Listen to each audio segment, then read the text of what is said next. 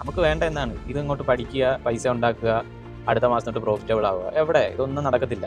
Trading success ആവാൻ അല്ലെങ്കിൽ profitable ആയിട്ട് പോവാൻ ലൈഫ് സ്റ്റൈൽ ചേഞ്ച് വരുത്തേണ്ടത് ഇമ്പോർട്ടൻ്റ് ആണോ?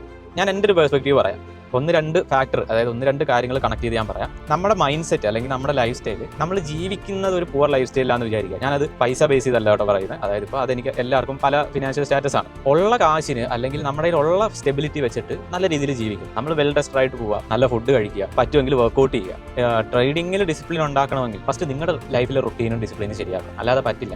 ഇതൊക്കെ ഇനിഷ്യൽ സ്റ്റേജസിൽ ഞാൻ വിട്ട കാര്യങ്ങളെന്ന് മീൻസ് ഞാൻ ഇതേ മൈൻഡ് സെറ്റൊക്കെ തന്നെ ആയിരുന്നു. അതായത് പറഞ്ഞ പോലെ ഓക്കെ നമുക്ക് വേണ്ട എന്താണ് ഇതിങ്ങോട്ട് പഠിക്കുക, പൈസ ഉണ്ടാക്കുക, അടുത്ത മാസം തൊട്ട് പ്രോഫിറ്റബിൾ ആവുക. എവിടെ? ഇതൊന്നും നടക്കത്തില്ല. ഒരു ചേഞ്ച് വരണമെങ്കിൽ അത് നമ്മുടെ തലയ്ക്കകത്ത് ചേഞ്ച് വേണം. ഫസ്റ്റ് നമ്മുടെ മൈൻഡ് സെറ്റ് ചേഞ്ച് ആവും, രണ്ടാമത് നമ്മുടെ ലൈഫ് സ്റ്റൈൽ ചേഞ്ച് ആവും, മൂന്നാമത് എന്ത് ചെയ്യണം, നിങ്ങളുടെ ആവശ്യം എന്താണെന്ന് അറിഞ്ഞ് പെരുമാറണം. എല്ലാവർക്കും ഓരോ ഗോൾ കാണും. എനിക്കൊരു 5 വർഷം കഴിയുമ്പോൾ ഇതായിരിക്കണം എൻ്റെ ലൈഫ് സ്റ്റൈൽ. ഞാൻ ഈ പറഞ്ഞ പോലെ എന്നെ ഇപ്പോൾ പല ആളുകൾക്കും അറിയാം. ഞാനൊരു ലാസ്റ്റ് 2 years ഒരു ഇൻസ്റ്റിറ്റ്യൂട്ടിൽ വർക്ക് ചെയ്തിട്ടുണ്ട് മെൻറ്ററായിട്ട്. അപ്പോൾ എൻ്റെ ഒരു എയിം എന്ന് പറഞ്ഞു കഴിഞ്ഞാൽ കാലമായിട്ട് ഇത് ചെയ്യാനല്ല നമ്മൾ പ്ലാൻ. പകരം എന്താണ് അടുത്തത് 5 വർഷത്തിനപ്പുറം നമ്മൾ എന്തായിരിക്കണം. ഈ ഒരു കാര്യം നിങ്ങൾ ഐഡന്റിഫൈ ചെയ്യാതെ ഒരു കാര്യവും സ്റ്റാർട്ട് ചെയ്യരുത്. അതായത് സ്റ്റാർട്ട് ചെയ്യരുത് മീൻസ് സ്റ്റാർട്ട് ചെയ്താലും പാടായിരിക്കും, നിങ്ങൾക്കൊരു വിഷൻ കിട്ടില്ല. അതായത് 2025 എന്താണോ ഞാൻ ചെയ്യേണ്ടതെന്ന് ഞാൻ മുൻകൂട്ടി കണ്ടിരുന്നു മീൻസ് എനിക്ക് കൃത്യമായ പ്ലാൻ ഉണ്ടായിരുന്നു. എൻ്റെ സ്റ്റുഡൻസിനോട് പറഞ്ഞിട്ടുള്ളതാണ് എന്തുകൊണ്ട് ഇപ്പം നമ്മൾ ചെയ്യുന്ന ഈ ഒരു മെത്തേഡിലേക്ക് ഞാൻ എത്തി. അതിന്റെ റീസൺ തന്നെ ഇതാണ്. ഞാൻ അവൈലബിൾ ആയിട്ടുള്ള ടൈമിൽ എനിക്കൊരു ട്രേഡ് എക്സിക്യൂഷൻ നടത്തണം, അല്ലാതെ ട്രേഡിംഗ് ഫോർ ലിവിംഗ് അല്ല. നമ്മൾ ജീവിക്കുന്നതിന്റെ കൂട്ടത്തിൽ കുറച്ച് ട്രേഡ് ചെയ്യുക, ദാറ്റ്സ് ഓൾ. ഒരു അനദർ സോഴ്സ് ഓഫ് ഇൻകം അല്ലെ അതർ സോഴ്സ് ഓഫ് ഇൻകം ആയിട്ട് ട്രേഡിങ്ങിനെ മാറ്റുക എന്നുള്ളത്. അതിൽ ഞാൻ എത്തിച്ചു. പറയുമ്പോൾ ഓക്കെ